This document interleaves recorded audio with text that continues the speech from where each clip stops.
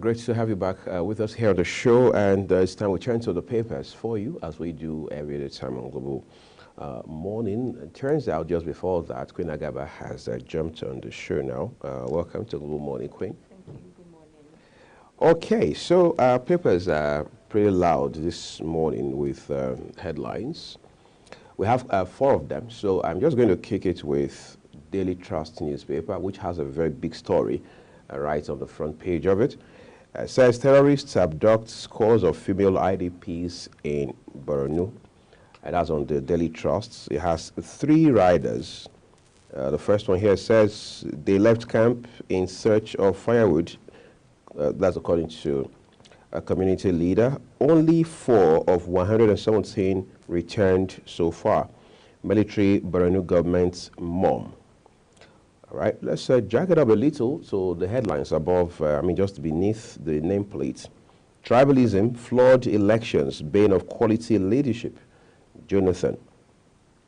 Mixed feelings as Binance exits Nigeria. Does that bring closure to this conversation that Queen and I were having with Dr. Aldo yesterday? We're not so sure, because as it stands right now, we're not very clear as to how far the Nigerian government has come with them, but we do know that the House of Representatives had complained very bitterly about how that the executives of the company had failed to show up for questioning. That said, can we confidently say now that the issue is now behind us?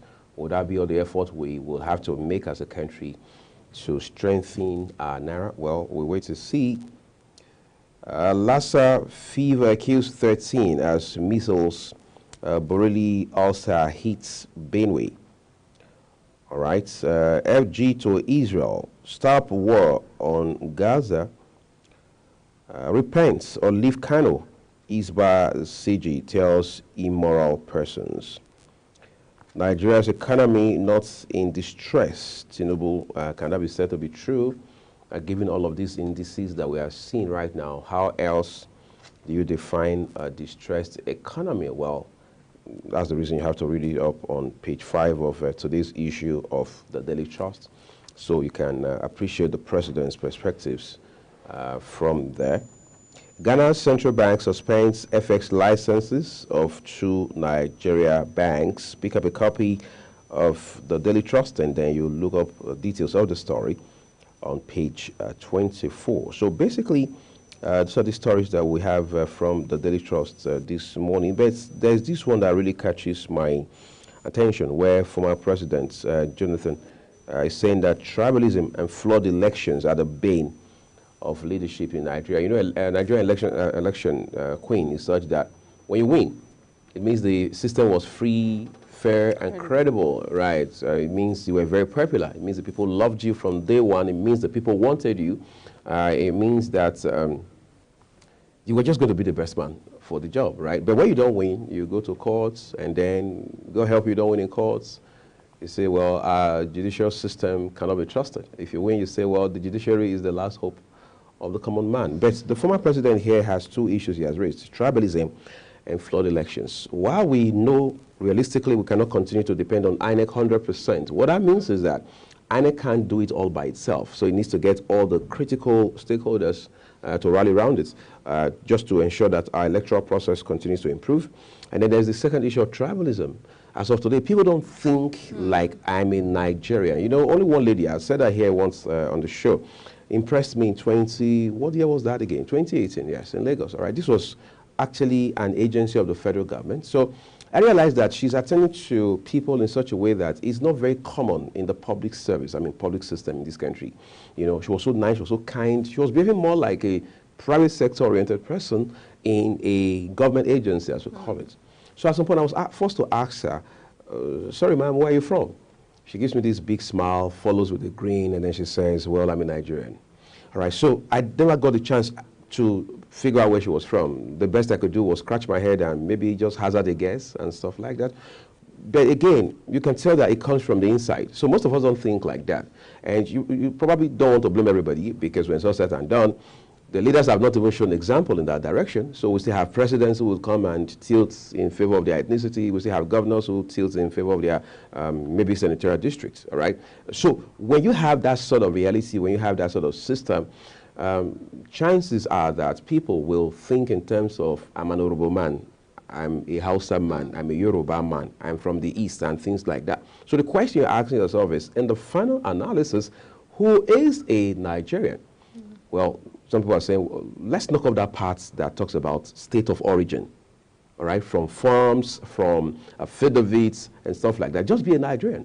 Others say, well, that's also not realistic. It's not a valid point because even in the U.S., states issue ID cards. So you have state ID cards. So I'm in California, I have an ID card. I'm in the state of Michigan, I have an ID card. So I moved to Florida, I have an ID card. However, it doesn't take away from the fact that I am an American. So your Americanness is always superior, always precedes and trumps your state identification, as against in a place like Nigeria, where even in the South, for example, where you have 6 states, you see somebody would rather say, I'm an Ijaw man, say in Rivers State, for example. And the other person says, no, I'm an Ikwere man. But the question is, are we not all Rivers people?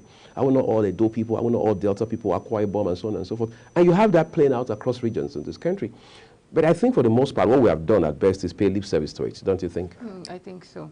I think the time has come where we have to begin to look into our Nigerianness other than where we're from, our tribe, right, and all of the that. language you speak. And I think that's why we have a lot of incompetent people in the public space or various parastatals, because tribe, to an extent, to a large extent, plays tribalism and all of that. Ethnicity plays a huge role as regards authenticity and diligence. Yeah.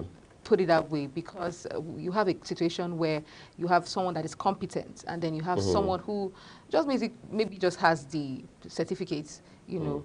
Maybe not even the requisite certificates. Not requisite certificates, but you know, you see, while I agree that to an extent we should remove tribe, right, maybe when we're enrolling people for job placement and all of that. When we're hiring when and all we're that. hiring, yes, thank you. When we're hiring for job placement and all of that, I think in forms like that, we should take away places where we have states of origin, states local of origin, government. local government. I don't think those are necessary. The question is, are you a Nigerian? Are you a Nigerian? Yes, Nigerian. That's what we should be asking. Where are you from? Are you Nigerian? Fine. That's so. But I know that states having knowing where you're from, having those designations, or you're from this state, you're from this tribe, it could work in some other way, but not where we have to put competence first. I don't know if you understand me. Where we have to put competence first. So yes, the most important factor should be that you're a Nigerian and not necessarily where you're from. You see, this conversation is as interesting as it goes. Even people vote for all you care on the basis of tribalism, of the fact that the person speaks the same language as you. So you don't care if the person has the track record, the competence, the skill set required to get the job done. But again, we need to start from the small things, start with the basics, right? So I'm at a bank. This is a commercial bank. Everybody's queued up. Everybody wants to get service. So it's orderly the whole time, right? Everybody's getting to enjoy service turn by turn. And then somebody comes from nowhere and then starts speaking vernacular with the cashier. And then the next thing you know is the cashier beckons to the person, he swings over, and all of a sudden he's in front of the queue. And I'm not the person to take that sort of oppression anyway. So what do? I shout until the bank manager comes downstairs, and then the person is not giving service. The person is forced to go back, in fact, to leave the banking hall, because in the first instance, he thought he didn't have all the time and all the patience to wait his turn. But for the love of heaven, there are people here, some of them pregnant, some of them with a baby strapped to their backs, some of them already burnt out, but the service they are seeking at that point matters to them a lot. So they found a discipline to wait in the queue. But you don't think you have that discipline. You don't think, you just feel probably that your transaction was the most important. So, and it turns out you meet somebody who can speak what we call barakbo. And then you just find yourself in front and then you want to get service. You see, we must learn the basics. It's high time we stopped talking about things around when I was in London, when I was in Europe, when I was working in Asia. I remember when I was in the US. what did you learn from there? How much of it are you replicating? And I think this is also an example for lecturers. I mean, you're in class, for example, your lecturer is telling you of when he was doing PhD somewhere in Germany, somewhere in Switzerland and all of that, right? And then he's trying to compare all of those environments with Nigeria. There's absolutely nothing wrong about that. But as an individual, how much do you replicate? To what extent do you try to bring all of those attributes back home? Let's even start from your office, from your departments, your faculty, your campus. So people must understand that if we can't get it right with small things, we don't need to do big things, right? So we are young kids, we're growing up, and then you see everybody's bragging, saying, I'm going to buy my mom a house, I'm going to buy my dad a car. I mean, you are just in primary 3, for example. There's nothing wrong with that. But do you run errands? Are you obedient to your parents? If you can't figure those out, I'm not so sure how much, I mean, the possibility of you being able to do the bigger things. We still trash our cities till today. We still find people who finish, I mean, they exhaust water and then the expended cans are thrown out the window and they don't have any problems. It just means that we need to show examples with small things, but we must also start with things like tribalism. It's going to be difficult, let's be clear, because I mean, on my own, I'll take my time to say, how do you tell somebody, let's even start with university admission, for instance, right? So the person who calls the shots with regards to admission is there seated. Somebody, I mean, 2 persons are in front of him. Only 1 person can be admitted, for example. 1 person speaks his exact language, but does not have all of the requirements, right? The prerequisites, as they say, and the other person has everything but doesn't speak his language, doesn't even come from his ethnic enclave. So here's what I think. I think we saw it play out in the last elections. Sometimes we weaponize tribalism, and you know where you're from. To score political points. To score political points rather than competence and diligence and determination. Here's what I think. Right. This should be our uniqueness. The fact that you're from this place, it should show diversity, you know, diversity in strength and unity. It should be our uniqueness, what we're selling now, the fact that we have this numerous tribe and not something that is weaponized, because at the end of the day, it's weaponized against us, you know, where we now choose incompetence on the basis of, oh, he's from my clan, he's from my tribe, he speaks my language over competence. It's high time we begin to look at, but how do we now begin to get it right? How do we begin to change? Because most of these people who now see, oh, now my village man, this is my village man, this is my tribe person, are not as educated. They don't know the consequences of these actions. They don't know the fact. They don't know that the outcome of choosing your tribesman who is incompetent over someone that is competent can be detrimental to you and to even your future as regards choosing who leads you, who is your governor, who is your local government chairman, and all of that. So, obviously, local government chairman, you're from the same tribe, but this is what I'm saying. You may come from some local government, but not same tribe. Not same tribe, yes. From same local government, but not same tribe. So, as little as that, we've seen cases, yes, a lot of local government chairman who are not even in their local governments. They don't even know the needs. Because their local government is not tuition enough for them.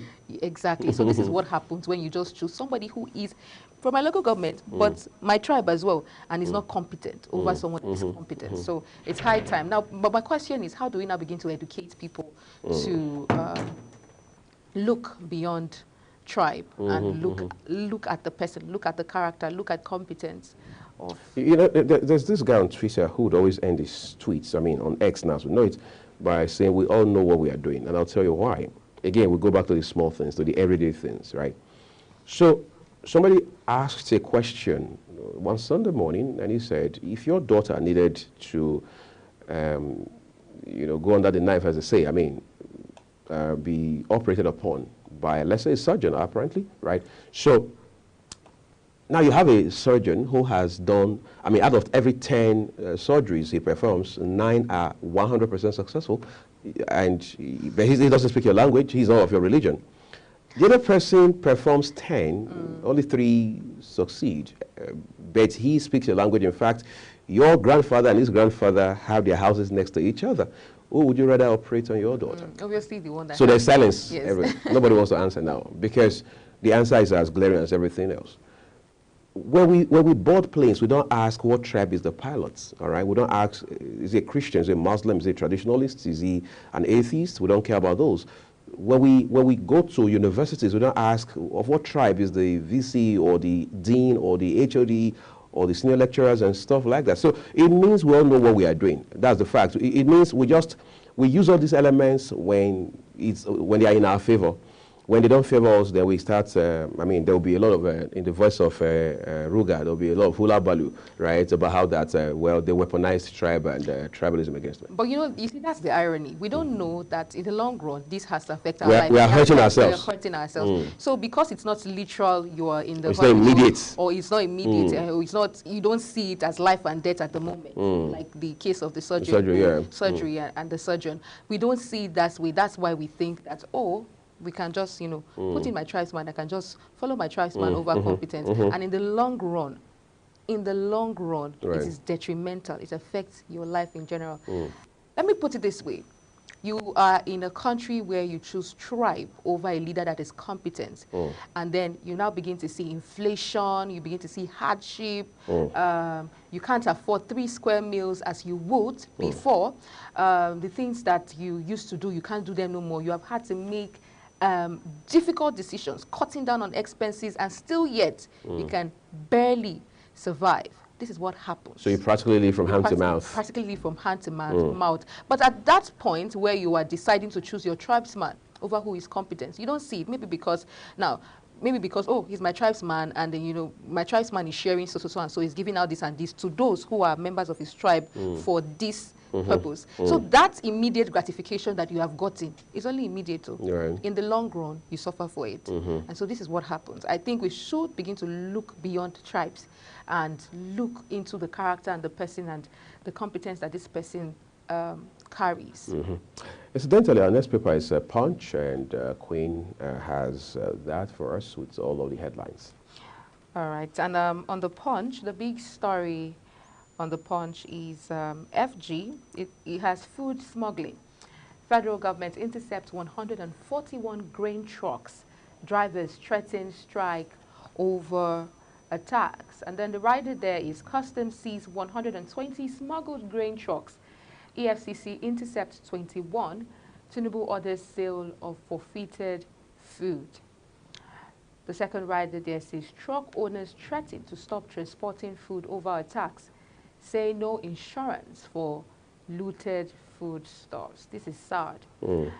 And just above the nameplate of the Punch, we have Obasanjo unveils new book on leadership at 87th birthday. You find that on page 45 of the Punch. Nigeria's electricity fuel subsidies may gulp 7 trillion naira. This statement is credited to the IMF, International Monetary Fund. Army chief dismisses coup calls, demands good leadership. And just underneath, I think we can see the big pictures there, a truck, and then you see the customs. The customs, yes, who have intercepted 141 grain trucks. Then underneath that picture, we have 767 manufacturers shut down in 2023, says MAN. That's the Manufacturers Association of Nigeria. Trial, suspected killer of Ekiti monarchs remanded. And then the last story on the Punch is reps grill ministers over ports concessions Tuesday. That's all we have on the front page of the Punch. So we'll take it quickly to the Daily Times for you, right? We begin from just above the name masts. Aviation stakeholders fret over Ronserie report revenue deductions. Why is that? Well, all you have to do is read up details on page 5. That's where it continues, actually. Today's Daily Times. Tribalism, election rigging, bane of leadership in Nigeria, says Jonathan. Queen and I took our time to talk about that extensively just a while ago. EFCC blames banks for 70% of financial crimes. When I saw this story yesterday, it was actually the EFCC chairman, who was represented by a very top, frontline official in the commission, who was saying this. Talking about how that 70% of financial institutions in Nigeria, banks in particular, all right, are complicit. Sometimes they are even collaborators, or some people say, my mom in particular would say co-travelers with people who commit all sort of financial crimes, including money laundering. And really, I mean, it's not much of a complex issue to look at. These monies pass through banks. How come they are not flagged? Yet we understand that the CBN has regulatory thresholds. You go to the banking halls, for example, you are seeing all of the signs everywhere, all of the instructions and what have you, and they're telling you if you're an individual queen, you cannot get more than this amount of money in dollar. You cannot send more than this amount of money in dollar. You cannot lodge more than this amount of money in naira. You cannot withdraw. I mean, even in your email, when you pick up your ATM card, you see a leaflet in it, and they explain to you the basic rules around transactions with regards to your cards. How much, I mean, what your limit is if you're using the card online for web payments and stuff, if you're using it on a POS terminal, if you're using it on an ATM terminal, and so on and so forth. Then you have human beings, not with two heads, not with gasoline in their veins, but blood in their veins, still circumventing these rules. I mean, it's embarrassing how that at a point in this country, when even the window for BVN regularization had closed, you still found that there were several accounts, and there are hundreds of thousands, if not millions, that were still not with BVNs. And those accounts were active, yes, they were off the radar, as they say. Today, you still have those accounts, and everybody's acting like, well, let's not rock the boat, let's not bring up this issue, let's not offend some people, but it is what it is now. One of the ways you bring a problem into a community of friends, into a society, into a family, is when you set multiple rules for people. I mean, yet you keep saying that, well, yes, and exactly. You keep saying, well, it's a level playing field. But, no, it's not a level playing field. That's why INEC is not expected, for example, to set different rules for candidates or for parties. So INEC sets the same rules for all the candidates and all the parties, even though we know we can find disparities on the field on the days of election, right? But the point is, INEC understands that you can't set different rules for different political parties and for different candidates and stuff like that. It's the same thing with all of this. But the EFCC must also move beyond just telling us. These are not things we knew today. I mean, we've seen CEOs of banks, either serving or past, who have been complicit in very disturbing levels of financial crimes. What the EFCC has done with those is left to be seen. We know, yes, under the leadership of former Governor CBN and Emir of Kano, talking about His Royal Highness Sanusi Lamido Sanusi, we had seen bank chiefs go to jail. I mean, serving bank chiefs. We still have two of them there now, for example, former bank PHB CEO, talking about Francis Atuche. We still have former the traditional Intercontinental Bank CEO still there now, Dr. Erastus Akingbola, and so on and so forth. You may say, well, that's a drop in the ocean, but somebody did start something. Somebody did find the courage to take initiative. So the question is, to what extent is the EFCC, is the ICPC collaborating with the CBN and the NDIC, the Bankers Committee, and all of those critical stakeholders, including the Securities and Exchange Commission, for example? We know the amount of sleaze that goes on in these places. I mean, the EFCC guys are trained to know all of this, whether it's forensic or whatever it is. But the question is, how far are we going with this process? I know it doesn't bother you a lot after with your phone you do transactions and you go to bed without headaches. No, it does bother me, and the fact that there are a lot of gray areas as regards the banking system is what even bothers me the most. Right. Now, recently, that was last month, I remember 1st of last month, February, I was debited 10,000 naira, and up till today, you know, you have not been refunded. I have not been refunded. I can't account for it. And now, when banks set rules like this and say if your BVN is not linked to your, if your NIN is not linked to your BVN and all that, let there be no gray areas. Let not have no sacred cows. No sacred cows, exactly. Let's not have situations where this person is allowed to, you know, flaunt that rule that has been with no set. repercussions. No, with no repercussions. So what has just been said is the truth of it all, and I don't know how we can, you know, be able to. The FCC made very valid statements saying that the bank is 70%, you know, responsible for all of the financial crimes that we have.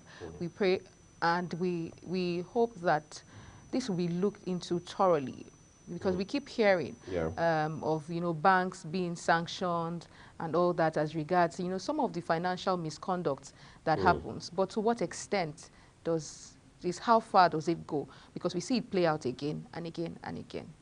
All right, so let's go over it again. By this time, different headlines, still with the Daily Times. One there has a picture of the Minister of Power, Adelabu. It says, Minister, about power plant to feed national grid. 888 candidates fail law school exams. Well, I'm sure there's a room for receipts.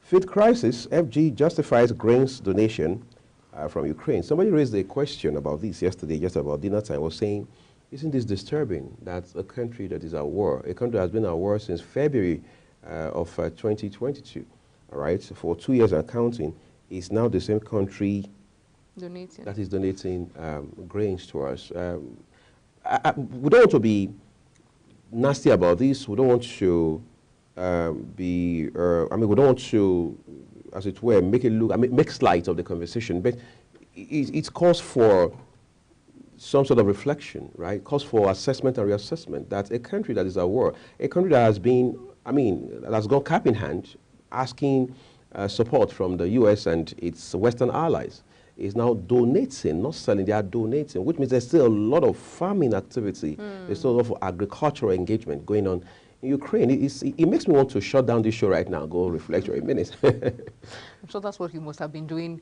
over dinner time and until now.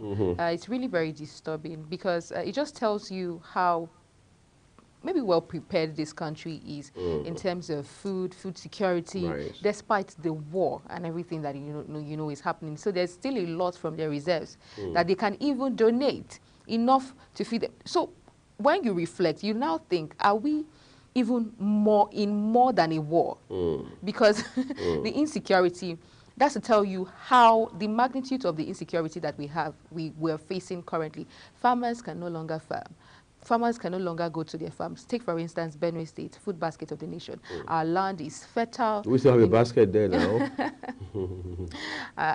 I'm sure we do. I'm sure we do. But we hope that the basket is not empty. But from the look of things, because farmers cannot go to farm, you know, a lot of people cannot do farming activities because of herdsmen attack and insecurity. So there's a food crisis. So it's looking more like we're even in a war, not literal war per se, like Ukraine is experiencing, but we're in a war. Take it or leave it, some sort of war, and that has really restricted us from doing that which we're supposed to do to ensure that there's food security. Okay, let's take the last headline, everyone, from today's Daily Times, just at the very foot of it. It says EFCC arrests 21 truck smuggling food items across Nigeria's borders. Somebody argued and said, look, let's not be acting surprised at everything. The person's argument is that food smuggling has always been here. It didn't start yesterday. It didn't start at the turn of the 21st century. It's always been here. However, because we are in some sort of desperate situation right now, we're trying to see how we can make the most of every opportunity that we're given. But let's not overflog that. The next paper is The Guardian, and Queen will bring us all of those headlines. Okay, I just remember that you always talk about the graphics on The Guardian. Yeah, it looks beautiful, doesn't it? It does look beautiful, especially the paper for today. Yes. Now, on top of The Guardian newspaper, just underneath the nameplate, we have consumers switch to use gadgets as FX crisis worsens tech adoptions. And then we have a breakdown of the prices of items before. For example, laptops Core 14. It used to be 520,000, but it's now 1,500,000. That's a whole lot. And Core 15 used to be around 350,000, but it's now 700,000 and all that. And then we have smartphone. Android went from 115,000 to 3 million naira. iPhones from 550,000 to 2,190,000 naira. And then features phones 50,000 and above. Smartwatches from 150,000 to 550,000. We can just see the surge in the prices of gadgets. Someone says if you lose your phone in this time, in this period, it will take a whole lot for you to be able to recover. And then smart TVs from 220,000 to 800,000 and 1.2 million, pending on brands and inches. And then we have refrigerators, single door from 155,000 to 330,000, double door from about 450,000 to 950,000, depending on brands and sizes as well. I just want to ask a quick question before we move to the other headlines. Have you had to buy any gadgets, you know, since this? Maybe it starts out with this administration. You know, the thing is, I took out time yesterday, went to an online mall. So I wanted to check out a couple of things, starting with fans. Because somebody spoke with me in the course of work yesterday. I never knew where she was going to when she asked me about the phone. Do you have an idea what ceiling fan sells for? So my head spins for a few seconds, and then I'm like, hold on a second. Why are we talking ceiling fan all of a sudden? Because last time I knew the price of a ceiling fan was sometime around the middle of 2015. It was selling for around 3,000-4,000 at that time because I did have cost to buy two. So since then, I've not had to even figure out what the prices are for ceiling fans. And she says, hold on a second, let me break your heart a little. It's now for between 35 and 45, depending on the brand and stuff like that. You know, that's the normal blade length. And then, okay, so I'm laughing as she's talking about all of these things. She's mentioning several other items, washing machines and all that. So I get home, I sit in front of my PC. So I'm looking at a few items. So I start with a TV. There was one I got sometime in July of last year, 55-inch for 227,000 online, 227,000 online. And then I'm looking at the same place where I got it, and the same, in fact, this time it's even 50 inches, not 55. I'm looking at, they're showing me 520, which is more than twice what I had paid for a 55 just a matter of months ago and things like that. You see, when we talk about inflation numbers, let's be clear, it's not everybody that has the bandwidth to wrap their heads around it to make sense of those numbers, the figures. Then there are people who are not patient enough to even look at it. There are people who feel it's not important. However, you will see the importance when you go back to the market. Recently, I overheard somebody saying women are tough. Because, I mean, it takes a lot of courage for you to take whatever amount of money to market these days and be able to buy something reasonable and still be able to put food on the table for your family. It takes magic to do that. Somebody once told us that women should be feared because they know how to get the food from the farm all the way to the table. Exactly, exactly. But at this point, I feel like everybody is tough because we all see the price hike in virtually everything from gadgets, especially gadgets. The fact that, you know, and men are more into gadgets. And so how do you do it when you go to a gadget store and then you hear about the price, the new price range? What do you do? Do you complain? Do you contemplate? Or do you fold your hands, take a deep breath, start vexing, complain about the economy, and then put your hands in your pocket and, you know, buy these things? You know, someone told me that how we cope in this economy is that you go to the market, you hear that the price of an item you bought for so and so price a day before has tripled. What you do, how to, you know, move on after hearing about the prices, fold your hands, take a deep breath, complain about the economy for 1 or 2 minutes, and then dip your hands in your pockets and still pay for that item, because whether you like it or not, the price is not going to come down at that moment, and you obviously something that you would need to get. Moving on the papers, we have alleged dollar bribe, court stops Ganduj's probe. Yes, you find that on page 5 of The Guardian. We have also more food-laden trucks seized at borders as IMF seeks end to hardship. Also, we have FG maintains UAE visa ban on Nigerians subsist.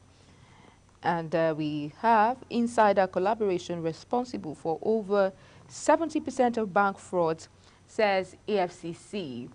Sharia Council urges FG to end hunger insecurity. You find that story on page 29 of The Guardian. And also, no country provides equal opportunities for women, World Bank asserts. WADA, fresh doping hurdles for Team Nigeria ahead of Olympics. And lastly, on The Guardian, we have reps uncover fraud in seaport concession, summon ministers. That's all we have for you on the papers this morning. I think we'll take a quick break. And when we return, the conversation continues. Please stay with us. We'll be right back.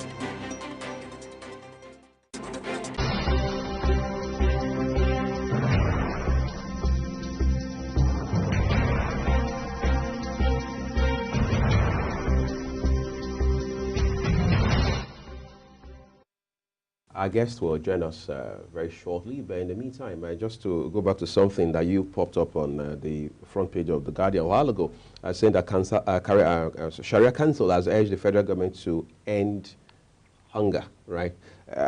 I'm not in the government, but I'm wondering, every time the president and his team hear that, what crosses their mind? Then let's talk about the governors and so on and so forth, because they're probably also asking themselves, what are we supposed to be doing now that we are not already doing? What should we have done now that already hasn't been done, and things like that? But you see, we must learn to put these things in perspective. One of the problems we've had over time is politicians will always be politicians. Politicians want you to believe, they want you to believe that they are doing the right thing. They want you to believe that they are attending to the problems. But you see, it's beyond. Obama said something one time. He said, I don't just want to show my children love. I want them to know that they are loved. They are two different things. You can show it to them, they are not seeing it, because you probably are showing it in ways that don't appeal to them. So for the governments, of course, most of them being politicians, the understanding should be that until Nigerians, of course, nobody can solve a country's problems overnight. Because the same Obama, whom I just referred to less than a minute ago, had also said in 2008 that, look, Americans have taken a very critical decision by electing me. He said, however, we will not get to where we are going to even in 8 years. The good thing, though, is we have started the process. So we need to keep measuring progress, results and so on and so forth, which is the reason you have KPIs in the first instance. But for governments, we must be able to put a finger on, say, this is what we have done in the area of agriculture. It's not enough for you to say, this year we have, that's always been the problem. So we have spent 1.4 trillion in rice farming, in cassava. The question is, who did we give the money to? What were they told to do with the money? For how long were they supposed to turn in their results? Who was monitoring the whole time? Because that's the problem, accountability.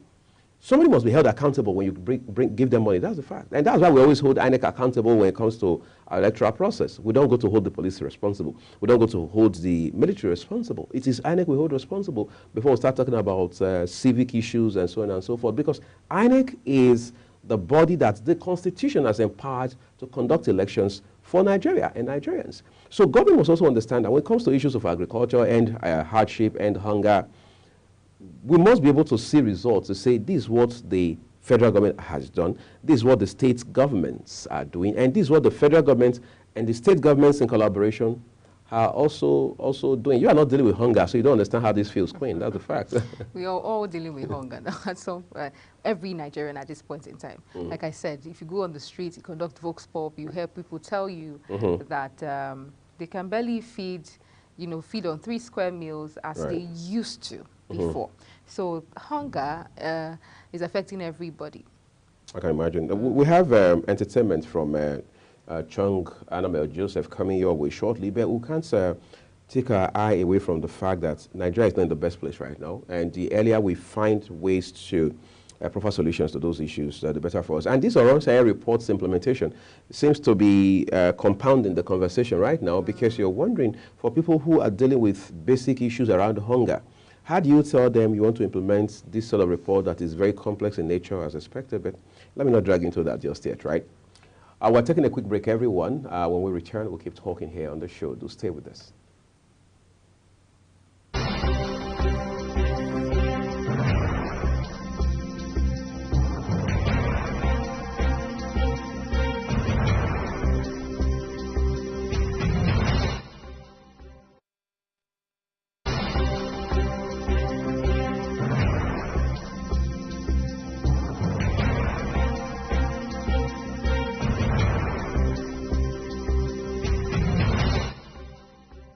Collaboration between Nigerian artists and their international stars have contributed to the exportation of Nigerian mainstream music. The EP titled Loveless will see Lil J bring his acclaimed penmanship and breathtaking melodies to J5's celebrated production.